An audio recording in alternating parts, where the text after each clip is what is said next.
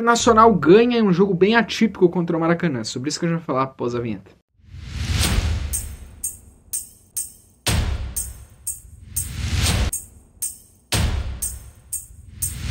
O Inter foi escalado com Antony, Brana, Aguirre, Vitão, Vitor Gabriel, Bernabei, Bruno Henrique, Fernando, Alan Patrick, Wesley, Gustavo Prado e Ricardo Machias. Eu falei aqui no começo da vinheta aqui, que foi um jogo bem atípico, né? Antes da vinheta eu falei que foi um jogo bem atípico do Inter. Na verdade foi um puro suco de Inter, né? Esse jogo ele é um puro suco de Inter. Quem é torcedor colorado nos últimos 10 anos, 12 anos aí, sabe bem o que é passar por isso. Tava escrito que ia ser isso, né? Eu não esperava pelo menos um jogo maravilhoso, eu não esperava um jogo bonito, eu não esperava um jogo espetáculo, 6-0, 7-0. O Inter nem tá jogando para isso. O jogo foi, na verdade, exatamente o que eu esperava. O Inter não ia correr grandes riscos, talvez falando muito sobre o seu adversário, e num jogo até feio e ia ganhar, né? O meu palpite até era 2-0 pro Inter. O meu palpite da minha cabeça, assim, eu não sei, eu não falei na live aqui, também não cheguei a falar em nenhum vídeo, mas assistindo alguns programas, algumas coisas de Inter hoje durante o dia, eu pensava assim, acho que vai ser 2-0. Eu já mais ou menos imaginava que ia ser o jogo assim, conforme foi. Só que, claro, sempre tem alguma coisa para deixar a gente meio assim, né? O primeiro tempo acaba 0-0. Segundo tempo o Inter consegue fazer os 3 gols. Não acho que houve em nenhum momento riscos do Inter não passar, ou do Maracanã ser perigoso ali com o time do Inter. Não. Foi um jogo dominado pelo Inter. O Maracanã acabou no jogo inteiro só com 5 chutes. O Inter acabou com 31 chutes. Então, assim, chutes a gol foram 9-3 pro Inter. E além da qualidade dos chutes também, então o Inter não correu riscos pelo algo produzido pelo Maracanã, né?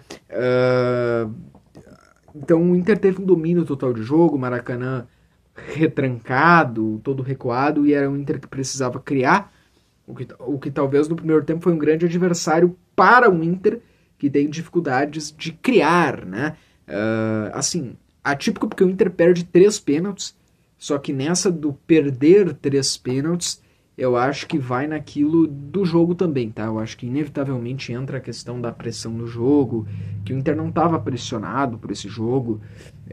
Talvez cabeça na Libertadores, cabeça em outro lugar, o achar que hoje era um jogo ali para cumprir, que beleza, a gente já estava na próxima fase. Talvez essas coisas fazem um cara experiente como o Alan Patrick bater cavadinha.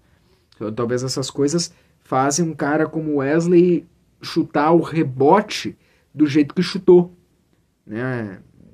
Talvez essas coisas fazem o Alan Patrick também chutar o terceiro pênalti no travessão, talvez sem projetar muito, e não chutar como a gente já viu o Alan Patrick, o tradicional pênalti dele na gaveta, lá como ele costuma a fazer, principalmente o primeiro pênalti, tá? Para mim o pênalti da cavadinha do Alan Patrick, ele é a clara evidência de que o Inter, talvez os próprios jogadores do Inter, pensaram que não teriam grandes riscos nesse jogo e que passariam. E aqui eu tô respeitando o Maracanã, mas eu acho, tá? Eu acho que os jogadores do Inter tinham a convicção de que iriam passar.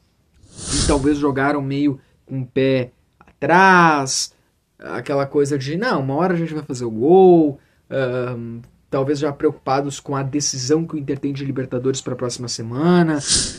O que fica desse jogo, tá? Um jogo maluco, jogo que não é dos mais bonitos de se ver, jogo que não é espetáculo do Inter, é um Inter cheio de problemas, principalmente no meio campo, criando, tentando chegar e tentando fazer gols e perdendo muitos gols.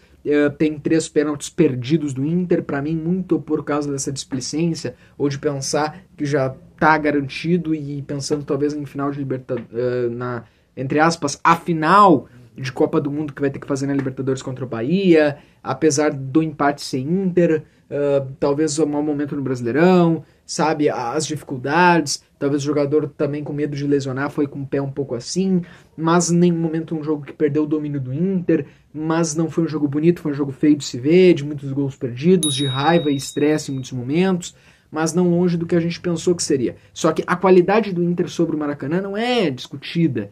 Tanto que o Alan Patrick faz um golaço de falta, né? E aquele gol de falta ali é um gol que se faz em treino, né? Um gol que se tivesse vídeos, assim, gravações de treinos do Inter, talvez a gente teria gols como aquele do Alan Patrick. Então aqui eu não discuto a qualidade do Inter sobre o Maracanã, o quanto o Inter é melhor do que o Maracanã, e o quanto seria um fiasco o Inter cair pro Maracanã nessa fase, comparado, talvez até maior do que foi pro Globo naquele ano. Então, seria da mesma prateleira. Então, aqui fica, primeiro, o alívio do ufa, da classificação, do passamos, do não fizemos aí igual Fortaleza, igual Grêmio, que às vezes acontece de times favoritos caírem assim nessa fase de Copa do Brasil. Não fizemos o que nós mesmos já fizemos em anos anteriores, e o Globo fica com a pior de todas as referências daquele fiasco, vexame histórico, talvez o maior vexame do Inter na história da Copa do Brasil, com certeza, e um dos maiores vexames já feitos em mata-mata. Não repetimos isso. Fica ufa, fica o estamos na próxima fase, Copa do Brasil, ok, dá tempo de se arrumar até a próxima fase, que a gente não sabe quem a gente vai enfrentar, e eu continuo achando, tá? A Copa do Brasil é o título mais ganhável pro Inter. A Copa do Brasil são menos jogos, é mata-mata, tu tem tempo de se preparar, sabe, se levar a sério essa competição e saber jogar, o Inter pode passar, o Inter pode ir passando de fase, e daqui a um pouco o Beira-Rio, Ruas de Fogo, tu chega numa semifinal lá, e acho que é um título ganhável,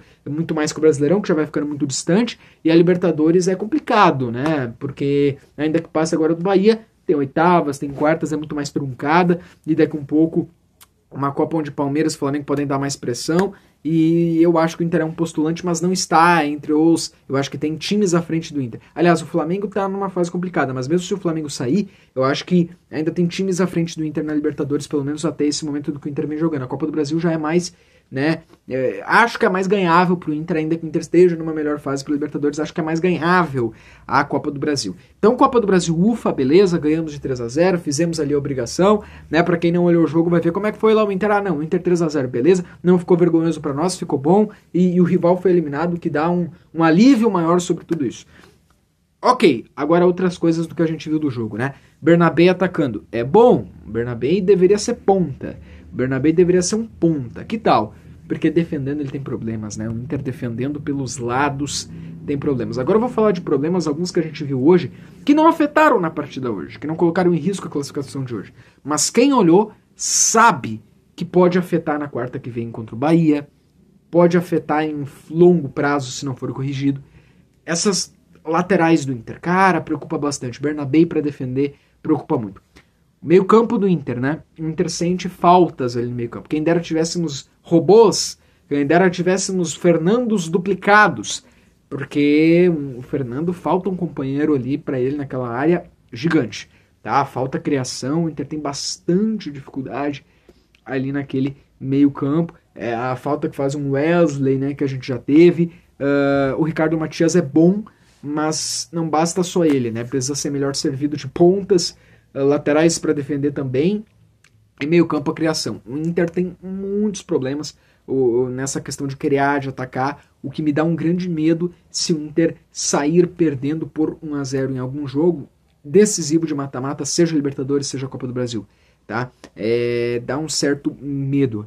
O Alan Patrick é muito bom, né? Fez o golaço de falta hoje, beleza. Aí é o pênalti, eu acho que ele não teria batido aquele pênalti numa outra situação, talvez erro dele, né? Nada tira o erro dele, acho que é muito erro dele aquele pênalti. Até acho que o segundo pênalti do Inter, o terceiro é discutível, o segundo até me pareceu que não foi pênalti, aí acabou perdendo.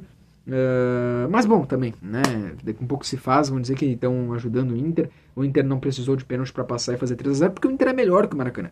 Os problemas específicos que se viram hoje no Inter, essa questão da criação, defender, esse sufoco, até mesmo dos pênaltis perdidos, a gente se preocupa a longo prazo, porque ganhamos do Maracanã, maravilha, continuamos na Copa do Brasil, é a competição mais ganhável pro Inter, é uma competição que dá para tu ganhar, que é menos jogos, paga bem, dá sim para ganhar, uma competição importante, principalmente pro Inter, né, que há muitos anos não ganha nada em âmbito nacional e por aí vai, além de estadual.